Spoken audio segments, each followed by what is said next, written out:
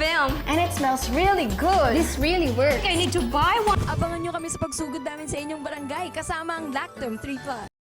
Nanawagan ng ilang matataas na opisyal ng gobyerno sa publiko na manindigan para sa pangangalaga ng demokrasyang tinatamasa ng bansa sa kasalukuyan. Samantala, pinalakas pa ng lungsod ng Maynila ang kampanya nito laban sa mga pasaway na... Samantala, hinimok ni Senate President Franklin Drilon na mga kabataan na alalahanin.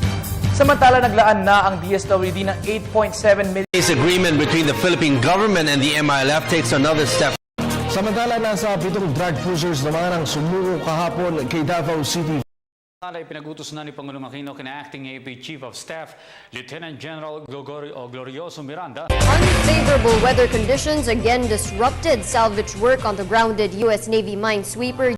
U.S. Marine Private First Class Joseph Scott Pemberton was a no-show again on the second day of the preliminary investigation.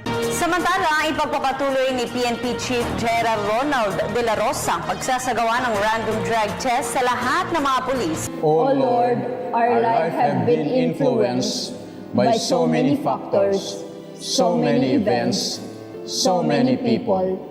Help us to realize, Lord, that we are responsible for our own destiny, that we may not miss, and we must face on achieving our one and only goal in life, you and heaven.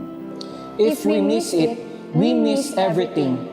All our life, we allowed others to influence us.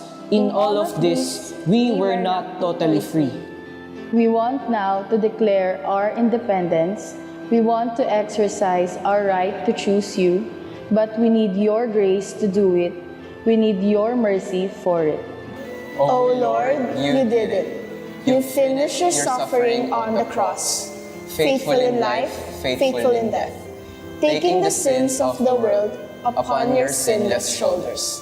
Taking our sins so that we might receive your forgiveness and new life. All praise to you, O Lord God, for finishing the work of salvation, for saving us. Amen. Kung nasa ng balita, ikaw at ang Liga ng Katotohanan, magkasama sa pagbabalitang walang kinikilingan. Walang pinoprotektahan, walang kasinungalingan, serbisyong totoo po lamang. Ako po si Vicky Morales. Ako naman, Arnold Clavio.